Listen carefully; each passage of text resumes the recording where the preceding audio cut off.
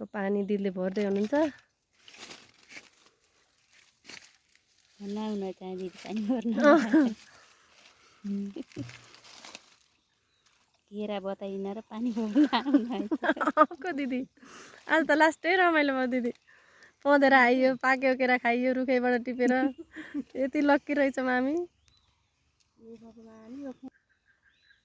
जराको पानी कस्तो रहेछ?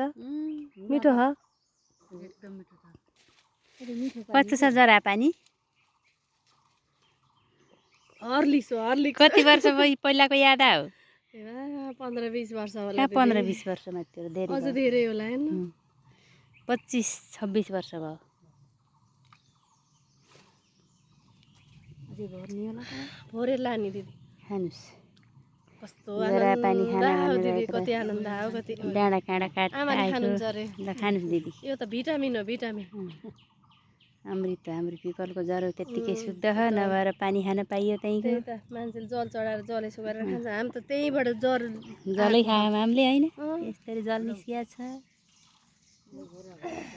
एकदम छ अहिले यहाँ अग्लो, यो अग्लो भएछ कि?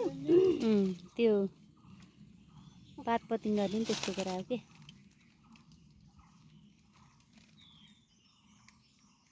ल पिपलका जराको पवित्र जल लिएर हिँड्यो।